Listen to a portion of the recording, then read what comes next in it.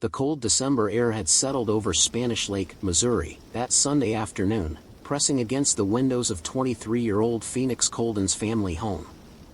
The only sound was the hum of her Chevrolet Blazer's engine idling in the driveway. The door was left open, the teenager's purse sat on the passenger seat, and the keys gleamed in the ignition. But Phoenix herself was gone. Minutes earlier, she had been inside, chatting softly on the phone with her mother. She sounded distant, distracted. She said she loved her, and that she'd be back in time for dinner. Then she went outside, slid into the driver's seat, and drove off, alone, without warning. The driveway stood empty. The vanishing was so quiet there had been no shout, no scuffle, no sign of struggle. In its wake, attention grew sharper than the winter wind. Phoenix was missing, and it began to feel as though everything she was, everything they thought they knew, was just a carefully taped-over truth. Her parents, Lawrence and Goldia, discovered her absence hours later when dinner plans fell silent. No return call. No sound of a tired daughter jogging into the house. Nothing. Their concern bloomed into dread. When they retrieved the Blazer, impounded nearly a week earlier in East St. Louis, they found it exactly as she had left it, bearing no signs of damage, no fingerprints, nothing. Her shoes remained on the front floor, her purse unopened, her phone missing.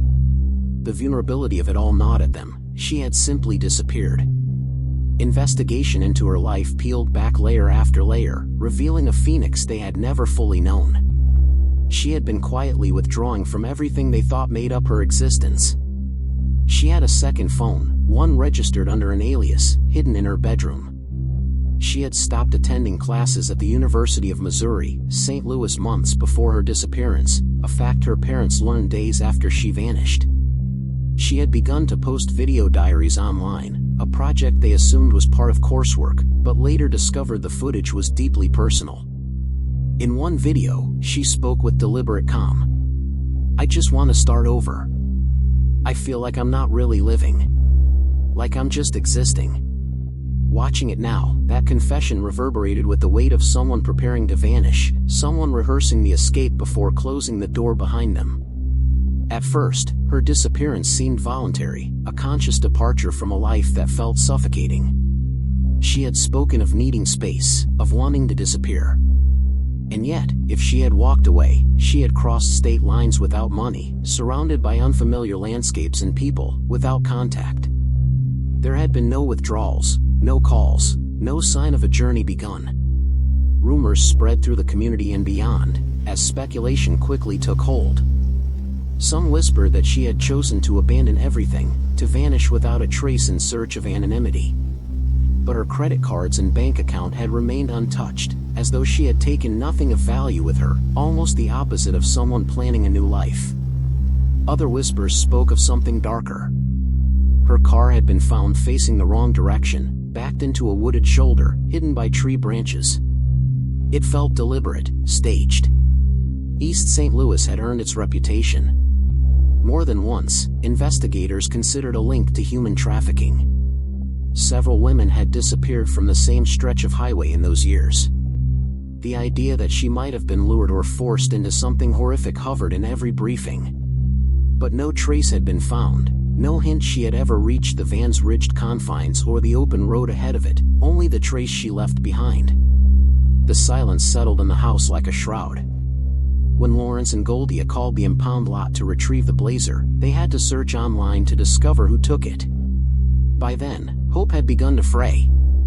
In that backyard the night she disappeared, there were no signs of a struggle, nothing thrown in haste, nothing but the innocence of a teenager getting into her car to go somewhere ordinary, only never returning. The FBI became involved. Their early assessments described a woman caught somewhere between two worlds. A daughter who had outgrown her protective home, who feared life yet seemed to flee it. A community reeled under the weight of a single question: had Phoenix walked away, or had someone taken her?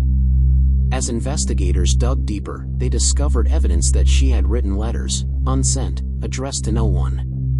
In them was a girl who loved fiercely, who excelled at school, who lived within the sweet structure of church and family, but who felt like she had to go. In one note, she had closed with a line that chilled her mother: maybe if I'm gone, I can finally breathe. The driveway where she had sat alive and vibrant became a hive of detectives and canvassers. Dogs sniffed over melted snow and mud. A single dirt blueberry perch lingered in the tainted scent of outdoor boots. Lights flickered across the lawn near where her vanished vehicle stood weeks earlier. Hours of interviews followed, building portraits of her life from friends, acquaintances, and fleeting encounters. The more they learned, the more they realized Phoenix used to walk freely until the storm broke, until winter of 2011, when she stopped posting photos, telling people she'd see them soon. She didn't return calls, didn't RSVP to events, started speaking in riddles in her diaries. And then she was gone. Her secret life was not immediately visible, but peeling it away revealed a young woman with a well-rounded persona: church, studies, fencing, but an interior storm she carried alone. Investigators hoped that her second phone logs would reveal at least someone who knew what she was doing in those final weeks, but the handset had been wiped clean, the number scrubbed. Even tech experts couldn't recover any data. Her disappearance became a haunting riddle, one that refused to yield. Organizations offered rewards, news shows promised specials. The Coldon family spoke at vigils, because at first, no one would admit that the odds were against her return. They spoke of her laughter, her protective instincts, the way she learned music, the way she spoke of God as her friend. In hospital beds, detectives examined scenes of her last known whereabouts. In classrooms, professors spoke in hushed tones about the missing former student. At church, people prayed for a safe return. A nationwide search swept in through highway checkpoints, billboards, police bulletins. An internet campaign spread across forums. But the days became weeks. Weeks became months. Nothing unraveled the mystery beyond the driveway. And Phoenix Coldon remained just out of reach, like a photograph torn away from its frame. Something about the quiet of her driveway, the hush of that winter afternoon, had swallowed her alive. And with each passing day, the van grew colder, the investigation turned colder, her family's hope flickered like a candle dying in the wind. Would they find her? Or would she vanish forever, a phantom in a world that once held her close? The search had gone quiet on the outside, but inside the Coldon household, the storm never stopped. Goldia spent each day suspended in dread. She revisited old text messages, prayed over photographs, and clung to memories that now felt ghost-like. There was no closure, only questions that multiplied with time. Investigators retraced Phoenix's final hours again and again. No one had seen her leave with anyone. No one had seen her return. The Blazer had been found less than 25 minutes away, across state lines, in East St. Louis, abandoned, engine running, keys in the ignition. It was parked on a rough street, the kind of place where people rarely look twice at a vehicle sitting still. To some, it looked like she had staged her own disappearance. But to others, it looked like a trap, a young woman lured or chased, fleeing into shadows before being swallowed by them. They looked at surveillance footage in the area, but there was nothing, no footage of her driving, no image of her stepping out of the car, no one walking away from that spot. The car was parked in reverse, as if she had meant to hide it. That decision haunted detectives. Had she been the one behind the wheel? Or had someone else placed it there, carefully concealing their steps? Her cell phones remained silent. Both were disconnected. The prepaid phone she had kept secret was a particular mystery. No one in her family even knew she had it. It was the kind of phone used when someone wanted to avoid being tracked, or when they needed privacy from people closest to them. The number had been registered under a fake name, and when they pulled the last pings, the trail simply ended. They scoured her contacts. One man, whose number appeared frequently, was brought in for questioning. He was older, reportedly a friend, but their relationship was murky. He denied knowing anything. There was no evidence to hold him. Like everything else in Phoenix's case, the lead dissolved into silence. Then came the whispers. Anonymous tips. A woman claimed to have seen someone matching Phoenix's description in a strip club in Las Vegas. Another said she'd been spotted at a gas station, disoriented, in Texas. A third caller claimed she'd escaped from a trafficking ring and was being kept against her will. None of it could be verified. The sightings were scattered, inconsistent, and ultimately empty. Each report left the Coldons caught between hope and agony. What if she was alive? What if she was suffering? What if every day they did nothing, she slipped further away? And yet, none of the theories could explain the controlled calm of her departure. Phoenix had left her home without panic. She had taken nothing, no bag, no clothes, no ID. Only her phones. It was as if she had planned a short trip but never made it back. Her video diaries offered few clues, but they suggested a slow unraveling. In one, she said she felt like a shadow of herself. In another, she confessed she was afraid of disappointing her parents. There were no names. No events. Only mood and melancholy.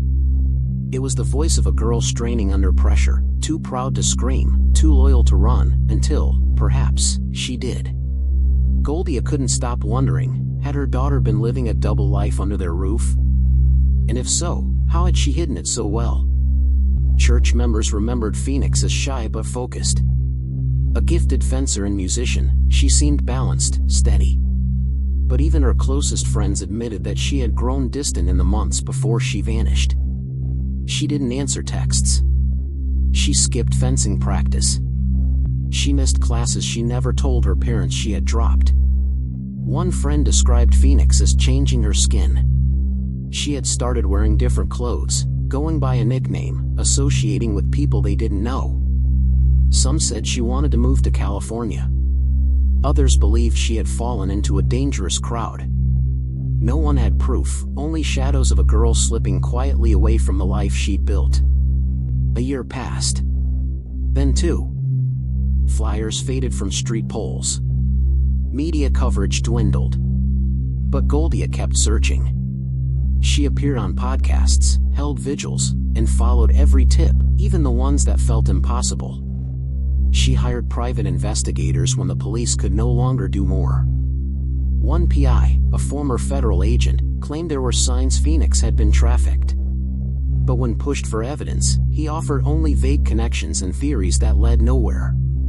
The hardest part was the silence. Not knowing if Phoenix was alive, or if she had died that same day. Goldia would wake up in the middle of the night, convinced her daughter was somewhere calling for her, unable to scream. Her room remained untouched. Her clothes still hung in the closet. Her bed made neatly, waiting for someone who may never return. Some nights, Goldia sat in that room with the light off, imagining the moment Phoenix decided to leave, if she had a destination in mind, or if she was simply driving into the dark, away from the pressure, the silence, the weight of expectation. And then, there were the moments that felt like clues. A call that came in the middle of the night, but no one spoke. A song that came on the radio that Phoenix used to hum under her breath. The vague shape of a woman seen at a bus stop in another city. All of it fed into the same endless question: had Phoenix run, or had someone taken her? And if someone had taken her, why her? There was no ransom. No threats. No letters. Only the clean break of a girl who was there, and then wasn't. As the years went on, the case remained open but frozen. Her DNA and dental records were entered into national databases. Her name joined the rolls of America's most baffling cold cases. The case remained active, but there was no movement. It was like chasing smoke in a locked room. And yet, her parents never stopped hoping. They believed, had to believe, that their daughter was alive, and waiting to be found. Even if she had chosen to leave, they said, she was still their daughter. Still loved. Still missed. All they wanted was a sign. A clue. A moment of certainty in a world where none existed. But the road remained empty. And the Blazer, that silent car in the winter driveway, still sat in their memories, keys in the ignition, door ajar, forever waiting for her return. Time became a strange and cruel force in the Coldon household. Every tick of the clock was a reminder that Phoenix had not come home. Days became weeks. Weeks became months. And eventually, years began to pass, but none of it ever felt like time moved forward. It felt like being stuck in the moment she vanished, unable to leave the driveway where her footprints disappeared. Phoenix's case faded from headlines. New tragedies claimed the spotlight. But for Goldia and Lawrence, the nightmare never paused. They kept her face alive on billboards, on posters, in every conversation they could reach. They poured their retirement savings into private investigators and outreach campaigns. Every Christmas, every birthday, every milestone passed like a bruise no one else could see. The world moved on, but they couldn't. More disturbing than the silence was the sheer lack of evidence. There were no signs of struggle.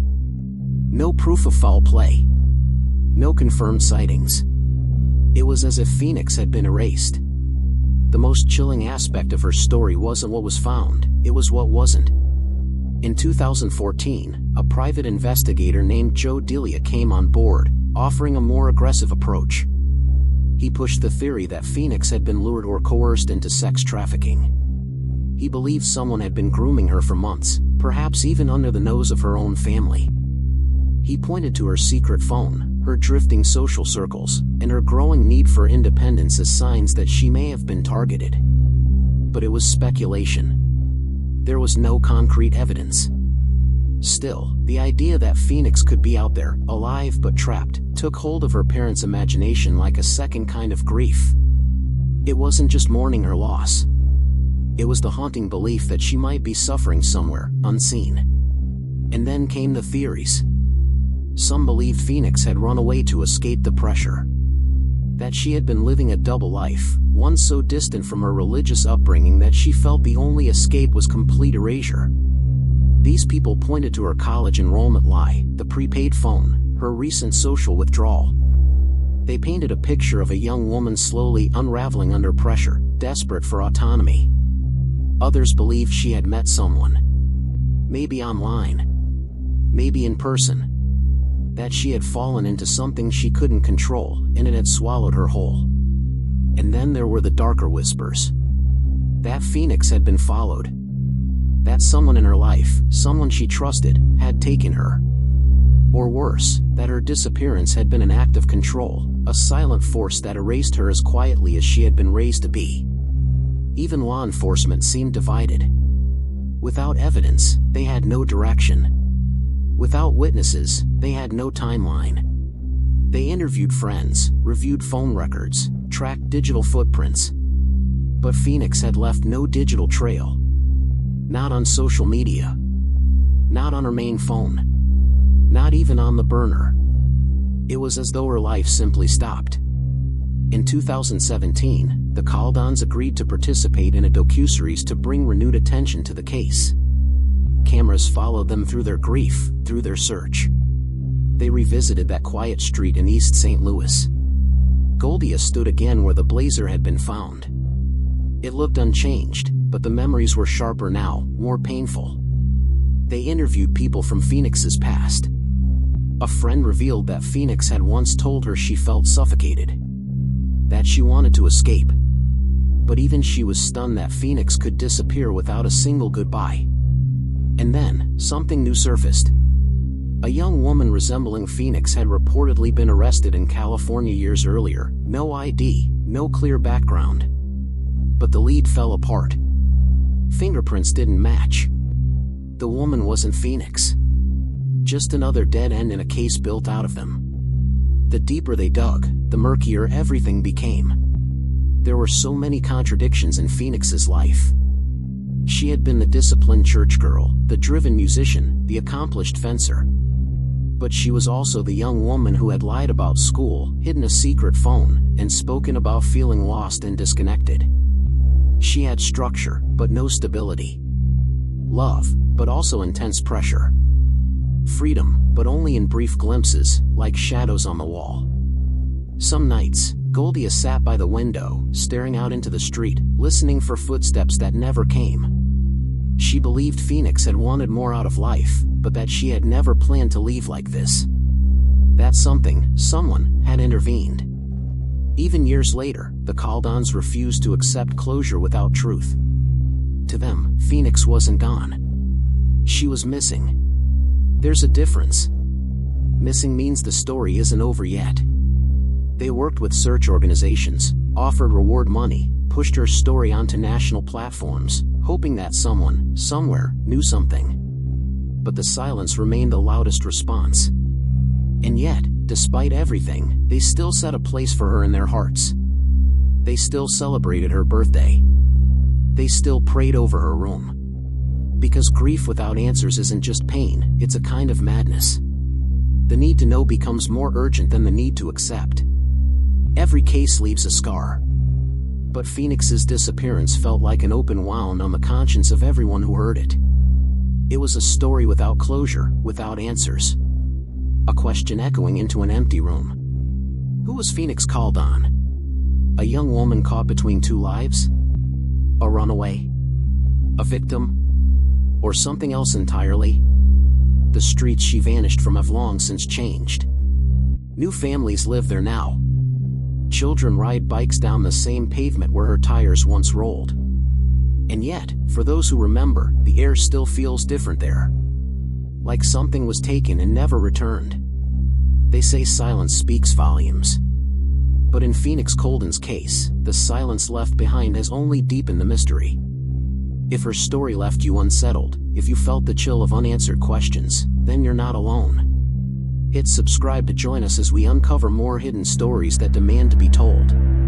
Tap the bell icon so you never miss the next descent into the shadows. And tell us, what do you think happened to Phoenix Coldon? Was she running from something, or towards something no one saw coming? Leave your theory in the comments. Sometimes, the smallest insight can light the darkest corners. Until next time, stay aware. Stay human. And never look away from the truth.